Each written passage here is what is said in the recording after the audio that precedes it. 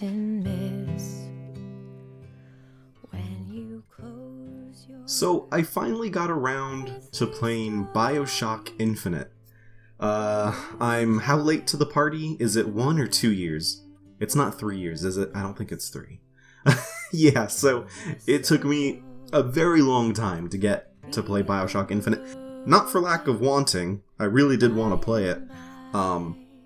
It just never landed on my radar. When it came out, I didn't have the money to buy it, and then tons of other games came out, and I was playing those, and then, honestly, until I saw it on sale, I hadn't even thought about Bioshock Infinite until it had released years ago. So I finally played it, and over the course of, I'd say, a week, I played through and beat the whole thing. And I just kind of wanted to give my thoughts on what I felt about the game. Now, this is a very casual video. I literally have no notes in front of me. Nothing really planned ahead of time of what I was going to talk about. Just kind of a stream of conscious, my thoughts on Bioshock Infinite. So let's get going. So first things first, the story. I mean, man, that's a hell of a story. So right off the bat, I think it's worth noting major spoilers, right? So if you've not played Bioshock Infinite, if you plan to play it, maybe don't watch this video. I'm going to be going into complete spoilers, right to the very end of the game. So you have been warned. Yeah, that story, man, as a huge sci-fi nerd myself, oh, I love that. I love the multi-dimensional, crazy, multiverse hopping story that turned out to be. Just so cool. And then having that conclusion to the story, and then seeing all the little connections that were made prior throughout the whole, 15 whatever hour campaign. Really, really well done. Now, there's some parts of it that I thought maybe were...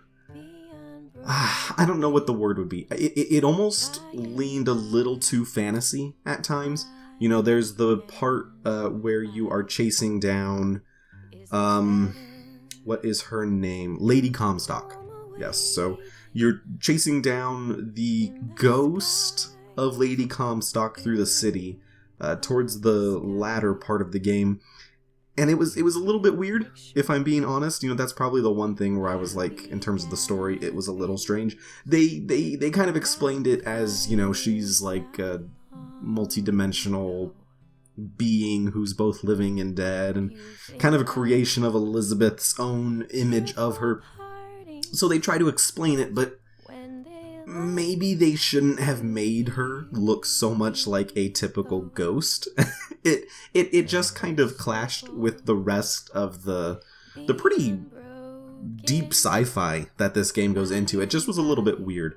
But they explained it in a way that fit with the story, The fact that it was there wasn't the issue. It was just that it got a little weird when you're literally becoming a ghost hunter. But everything else around the story was just so good. The voice acting is phenomenal. Elizabeth, I was thinking that because it's been a while since the game came out, that maybe Elizabeth as a character, as technology is advanced, maybe she wouldn't be as lifelike as people were saying she was when the game first released. But that is not the case. Boy, the facial animation on her, the voice actress who did the voice for Elizabeth, man, absolutely killed it. Huge credit to basically everyone involved. Comstock was great. Your character, Booker DeWitt, was a little plain, but good enough. Really just, man, so good. So good. I can't praise the story enough. Very crazy and confusing at the absolute end as you start realizing that you, Booker DeWitt, are also Comstock, and you're only Comstock because of a point in your past where you made a critical decision, and just your alternate dimension is stealing your baby, and then you're going to their dimension to take your baby back. It's crazy. But I loved it. And it's the first game in a long time where I was really excited when it was done. I hopped onto YouTube, I watched a couple of ending explained and theories and stuff, and I just had a blast, The story did a good enough job of, getting you the basics of what is happening. but there's just so many little details throughout it that it doesn't quite explain, and there's some stuff that they leave open to interpretation or just don't explain at all. You know, like how Elizabeth actually was able to open the tears, unless I missed it. Or they explain it in some of the later DLCs, which I have not played, Burial at Sea and stuff like that. I like how they leave some stuff to the imagination. I like that. I will definitely probably check out the DLC at a later time. But yeah, boy, really good story. Killed it. They did a great job. And then I can talk about a little bit about the gameplay. Gameplay was really solid overall. I can kind of see, I remember when the game came out, you know, people were saying, yeah, the story's good, but it's a little bit weird that it's wrapped up in kind of like an arcade shoot 'em up. And for the most part, I did not feel like the shooting was a detriment to the story, but there are times where I thought, you know, maybe you could kind of slow it down for a little bit and let you really kind of explore the world a little bit. You know, especially when you compare it to the original Bioshock. Bioshock 1, it was a shooter, yes, but there would be times where you could go, I don't know, 30, 45 minutes before you'd ever even shoot anybody. Because it was more leaning on adventure, I would say. It was a shooter, but a little bit more adventure. It was about discovering the story and finding little secrets and just kind of piecing together this whole Rapture city, piece by piece with the audio logs and the visual cues and stuff like that. It was about the story first, shooting second. And I think Bioshock Infinite, I wouldn't say that the shooting was before the story, but I think they got the shooting up to the level of the story in terms of the importance. And I think that's the problem of having two important things be your number one priority. Like I said, Bioshock 1 put their story as top priority, shooting second. And Bioshock Infinite tries to have them occupy the same space. And sometimes that worked. Sometimes you kind of wish that you could just kind of admire the environment that you're in without it feeling a bit like a shooting gallery. You know, that is the one thing I have to say about Columbia compared to Rapture. Rapture, when I was playing it and when I was done, I felt like I understood that place, you know? I felt like I could, if you put me in Rapture, I could walk from the bathysphere to somewhere else. I can't remember any of the names in Bioshock. I guess that might go against what I'm trying to say. What I'm trying to say, Rapture felt like a real place because it never felt like a shooting gallery. It felt like a real place that you were just trapped in. Bioshock Infinite can sometimes, a lot of the time, not quite feel like a real place. And now, I mean, there's a lot of factors to it, but I think one of the bigger ones, in my opinion, is because you just don't experience much life to it. In the beginning, you see a lot of people walking around and living there, and when that's all going on, it's really cool and you really feel connected to it, and it starts feeling like a real place. But as the game goes on and on and on, and you start seeing people less and less, and it just becomes enemies bombarding you one at a time, it starts to feel a little bit less like a real place. However, I will say it's beautiful. The design and everything of it is phenomenal. And I might be getting a little bit away from the gameplay. I guess consider this gameplay / immersion, whatever. My feelings towards playing the game as a whole. Shooting itself was really good, though. The shooting itself was really fun. One of the more fun shooters I've played in a while. You know, while they bumped up that shooting to be on the same level as the story, they did make it a lot more fun. And you know, I was not prepared to enjoy the 2-weapon limit. How you just press the E button and you swap between 2 weapons. I hate that. I really do. But in Bioshock Infinite, I didn't mind it at all. In fact, I kind of enjoyed it. Because mixed with the vigors, it never felt like the game was forcing me to use one weapon over another. And that's that's the reason that I don't like 2-weapon limits, is because in most games, if you have a 2-weapon limit, you'll come up to a part and they'll say, you need to destroy this tank. Here's a rocket launcher. And so you have to take off one of the weapons that you like having equipped and equip the rocket launcher and then destroy the tank and then carry on. And then it'll give you a rifle or whatever to get back to the other shooting. And in Bioshock Infinite, they say, yeah, there's rocket launchers and miniguns and rifles and shotguns, but you can use any combination of them that you want, and you can, for the most part, find ammo at a pretty regular rate.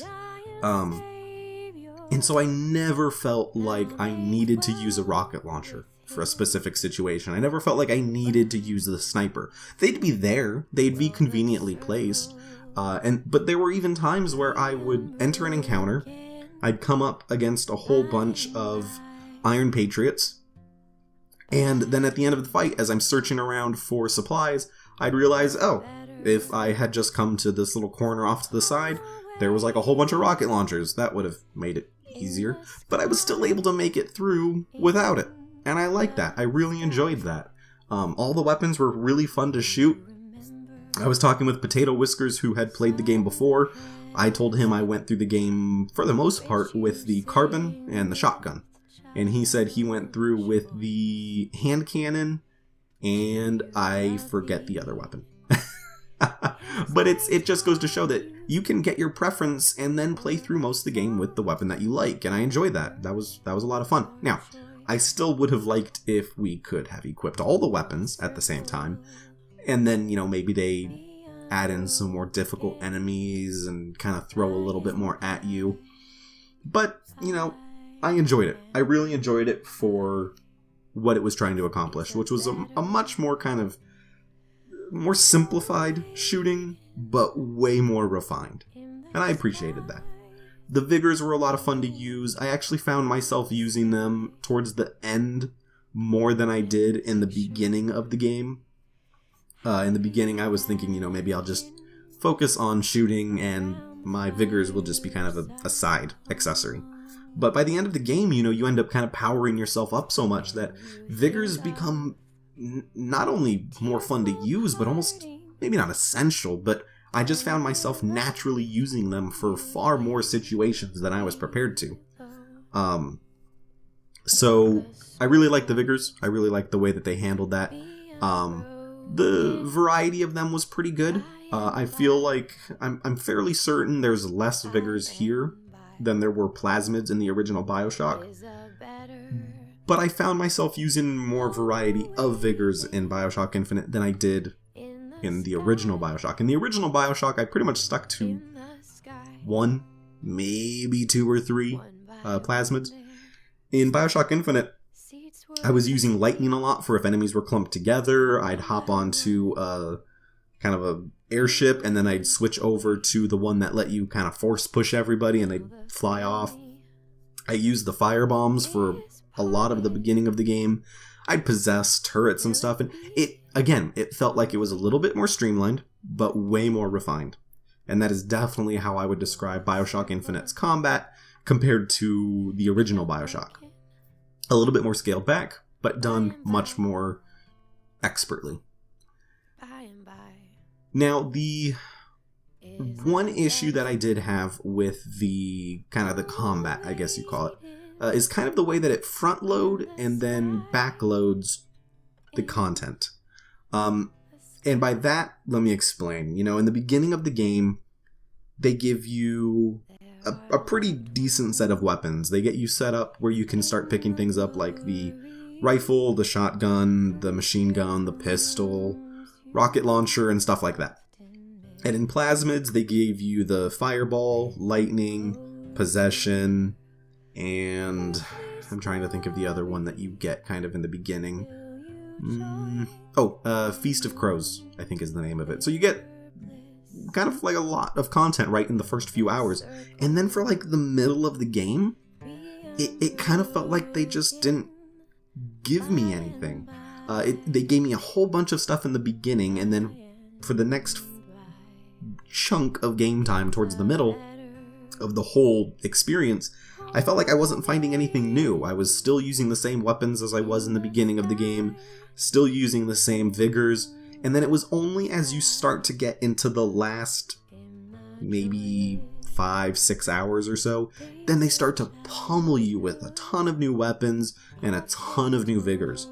And I kind of wish that they had spread that out a little more evenly, because it was almost like overload. I mean, I was picking up new weapons and vigors before I even had a chance to find out if I liked the previous thing that I picked up. And those, I wish I could have seen that a little bit more scattered evenly throughout the campaign. But that's a pretty minor complaint, because they're all still fun to use. It's not like it takes away from the game. I mean, the weapons you get in the beginning of the game that you use for a large part of the middle, they're still fun to use later in the game as they are in the beginning, just because the shooting is so satisfying. So it's not a huge criticism, it's just something I wish that they could have paced out a little bit better. And overall, my thoughts on the game are just extremely positive. Look, if you've been listening to me rambling on about Bioshock Infinite, and I'm sorry that I've spoiled everything for you if you haven't played it, I warned you in the beginning. I did give you a warning. But if you did not care about that, and you're still here listening, and you have not played Bioshock Infinite, definitely do yourself a favor. Really, go play this game. It is an absolute blast. It's done so very well. I really have nothing but good things to say about it, except for just those few minor things that really did not detract from the experience at all. So yeah, I'm just blown away. I did not anticipate loving it as much as I did, and you guys who watch my content know I don't really review games. I wouldn't consider myself a reviewer, and as I'm sure we will all agree, judging by the content that I'm spewing out here, I should never get into the reviewing business. But, you know, I just love the game so much, I really wanted to just kind of ramble on and give my thoughts on it. So, thank you so much for watching. Leave your comments down below. Let me know what you thought of Bioshock Infinite. Have you played it? Have you not? What did you think of it? Those who watch my videos and comment know I pretty much respond to everything that gets put down there. And I'd love to have a conversation more about Bioshock Infinite, because I want to talk about it. I really want to keep talking about it, and I only know a few people who have played it, so they're going to get tired of me if I just talk to them about it the whole time, so please, let's talk about it. Thank you so much again for watching, and I'll see you all next time. Seats were emptied, and one by one they went away. Now the family is parted. Will it be complete one day?